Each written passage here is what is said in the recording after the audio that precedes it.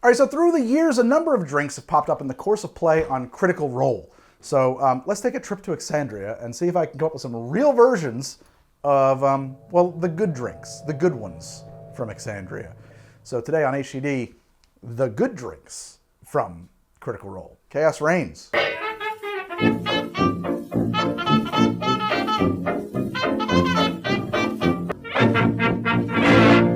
If you're watching this, I assume you have at least a passing knowledge of what Critical Role is, but in case you don't, it's an enormously popular live-streamed Dungeons & Dragons game that's been running for years. Started as the regular home game Matt Mercer and his fellow voice actor friends had been playing. When they took it live, it found its stride, and it's been going strong ever since. Matt is the DM we all wish we could be, and the players, Ashley Johnson, Travis Willingham, Laura Bailey, Liam O'Brien, Taliesin Jaffe, Marisha Wray, Sam Riegel, and a host of guest stars are all just fantastically talented and inventive and a joy to watch. For a little background on where I'm coming at with this episode, a while back I made an episode on D&D drinks, which for me is kind of a tough nut to crack because in my experience of play, potions never really factored a lot in our games. There really weren't drinks in the games I grew up playing in the settings, and so like, what is a D&D drink? I came up with a couple of answers to that question that I stand by, and you can check out that episode in the link below. In the cold open of that episode, I appear to very strongly name check Critical Role. D20s are rolling and we're all holding out for a critical roll. We're making the upside down. That's a weird accident because I mean, at the time I hadn't yet seen or really become familiar with Critical Role. I think maybe I must have had some kind of cultural awareness of it via osmosis. The comments, of course, assumed I was a critter, and as a result, I learned that there were people out there live streaming actual plays of D&D, and I was so utterly blown away that I immediately started building a multi-camera streaming setup and working on my own campaign. Frankly, yes, I want to play in your games too, so hit me up on Twitter if you're looking for another cast member. Anyway, sorry about that lengthy moment of unbridled self-promotion. The point I was making is this. Ever since I stumbled into finding out about the existence of Critical Role, I knew I would have to do drinks from Exandria at some point, and finally, that day has come. We are there. This is now! So I want to take a look at a pair of drinks that were mentioned during TravelerCon. Beauregard? Yeah. Are you still Beauregard. making those drinks? These are drinks that were created and served by Beauregard, who wasn't really the bartender. I don't think Beauregard is the bartender. I invented these cocktails, Sure. so I can just take over for a minute. It's fine. I want to start with Chaos Reigns. Chaos Reigns, which has like Midori in it, and it's great. It looks kind of nasty, too but frothy. It's got egg whites in it, which doesn't check out for a tropical location. It works, but a 50-50 chance of turning your stomach. Poisoning. Yeah, it's bad. Frankly, that is a lot more information than I usually get when adapting these kinds of drinks. Like in our world, prior to about the mid-1500s, you've got very, very limited distillation going on, almost no access to spirits at all. Yet here, we find out in about 1 minute of quality improv that somehow in Exandria they have access to Midori, a product from the Suntory brand, not invented until 1964. So this is crucial information to me about the availability of drinks in Exandria. One, they have access to anything we have here, including specific name brands. And two, it's disco, baby, because we have egg whites in that drink, which makes it kind of a Midori sour. And there is a drink called Midori Sour. It's a terrible disco cocktail, but it's not actually typically made with an egg white. But I don't think there's any reason why we couldn't have a good Midori Sour. So that's what this is, a Chaos Reigns. It's gonna be a good Midori Sour. We're gonna add a 1/4 ounce of simple syrup to this. 1 ounce of lime juice goes into the tin. Next I need 1 ounce of Midori, a historic and stalwart staple of taverns all across Exandria. And now I want 1.5 ounces of like a really mild, light rum. There's no reason you, I guess, couldn't use vodka here if you prefer, but even like a silver Bacardi is gonna have a lot more character. 1.5 ounces. Need an egg. We're gonna put an egg white in here. I wonder if they're dinosaur eggs. I think they are. Which checks out because chickens are dinosaurs. If you prefer to avoid egg whites, I did a whole episode exploring those options. I'm gonna cut to the chase though and just tell you that aquafaba is your best bet. Anyway, 1 egg white or 1 ounce of aquafaba. This egg is boiled.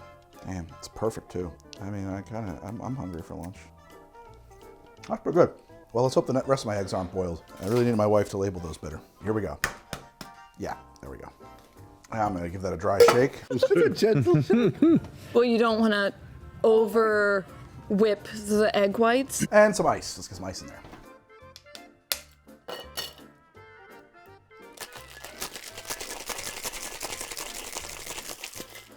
Get a nice sour glass, or whatever you prefer to drink it out of. I have yet to meet a sour that wasn't improved by a few dashes of bitters on its top here, so I think Angostura worked really well with this one. I should stick with what I know. I'm gonna do dots. Get your cocktail pick, put a little swirl in that. There you go, that looks intentional. It has a really great, almost glowing green hue to it, honestly, and a really cool transition from this white to this green bottom. I'm very pleased with the way it looks in this glass. I haven't actually put it in this glass yet. Let chaos reign. Oh, I love that. That's really good. The Midori can easily overpower something. Here it is not overpowering at all. It is really, I think, well balanced. It has a very light floral, I don't know if floral's the right word. It's a lightly fruited flavor. It tastes citrusy and limey and green, almost like a key lime pie, a little drier than that, not quite that sweet. You get a lot of character. I mean, I think this is true of all sours, and I think that they all benefit from having some Angostura or Peychaud's bitters on their frothy tops, right? You do get a lot of character and a lot of flavor there. So you get a lot of cinnamon, a lot of just evolution, a lot of rooty, earthy, kind of Christmassy notes, you know, from that. And it works really well here. Very, very fresh tasting, very easy to drink, plenty of character and evolution. Really great texture. The egg white froths really well here. I actually really like this drink. I think it came out perfect. Hell yeah. The Chaos Reign. I think the Traveler would approve. All right, well, I mentioned that there's another drink in that same scene. I worked this out. You can get Ruby of the Sea. I am, of course, talking about Ruby of the Sea. Now, this drink is named for Jester's mother, Marion Lavore. I don't have an encyclopedic knowledge of Alexandria or anything, but I did some research, and one of the things I uncovered is that in Nicodranus, their bear claws are heavily flavored with cinnamon, and I thought that that might be an indication that this drink would favor cinnamon as a flavor. The other thing I was going off of was the idea of it being red because of Marion and the ruby thing, and maybe being tiki-ish. And that led me to considering the Pearl Diver as a bit of an inspiration because there's a tiki drink named for a gem. Pearl, does a pearl count as a gem? I don't know if that counts as a gem. I don't, maybe. It's an anomaly from an oyster. It's valuable, it's a precious wart. Ruby of the Sea, Pearl Diver, that kind of works in my brain. And at some point while working on this, the idea of it being red went out the window and I decided it should actually be blue, like the sea with a ruby in it. The first thing you'll need to make this drink is a cinnamon honey syrup. Now, I've made and used cinnamon and honey syrups a lot in the past, but I've never made a cinnamon honey syrup before now. So basically the same rules apply as when making a honey syrup. This is just 2 parts honey to 1 part water.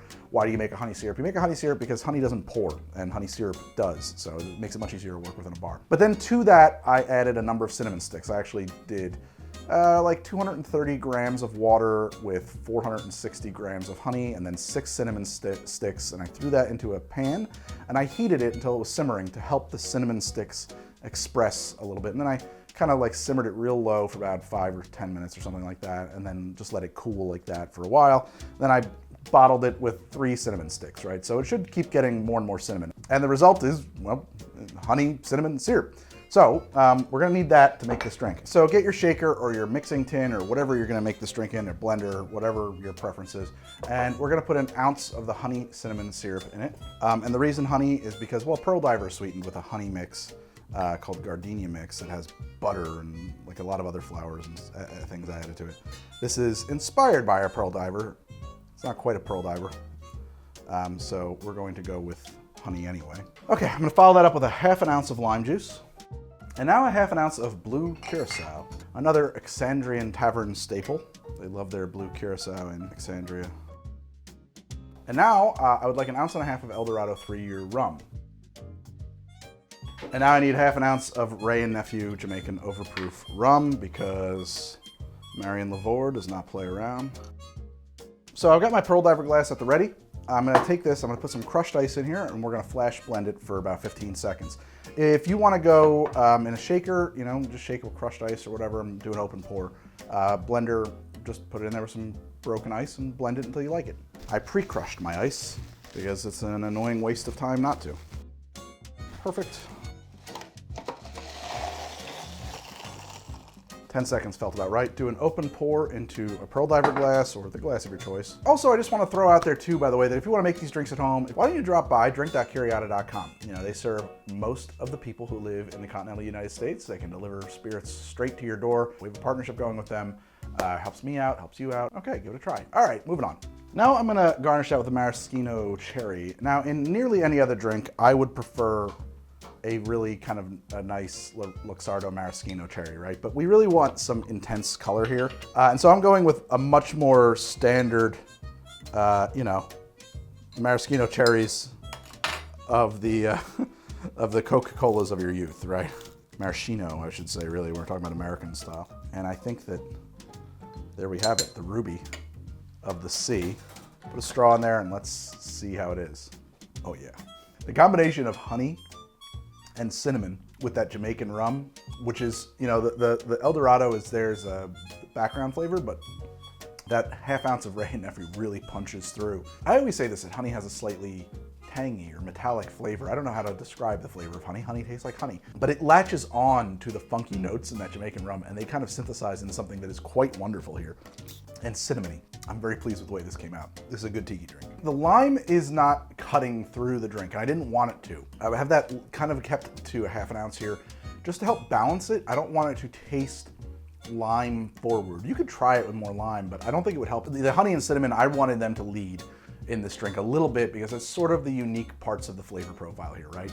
They get together with that Jamaican rum, the funky Wray and Nephew, and they make something, I don't know, it's really cool. I don't think I've had anything quite like it. It's eminently drinkable, very tasty, fun to look at, and I think it looks right too. It looks like a ruby in the sea.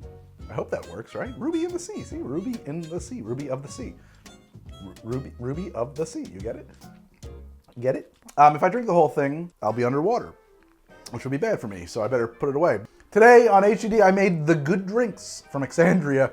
I don't have a better name for this episode yet, but this was the good drinks. We did 2 drinks from Traveler Con. We did Ruby of the Sea. We did Chaos Reigns. I'm actually really happy with the way both of these came out. I think they're both eminently drinkable, appropriate drinks. I want to thank the cast of Critical Role for being just incredible humans. I want to thank the support staff that make that show possible. There's probably a lot of unsung heroes that maybe people don't notice that are making that live stream happen. I hope you will check out the Cursed Cocktails of Exandria coming out very soon. Until then, why don't you check out one of these other episodes or just watch Critical Role, or one of my show. My show's good too. You should watch my show. Yeah, check that out. All right, I will see you guys soon with another episode of HTD.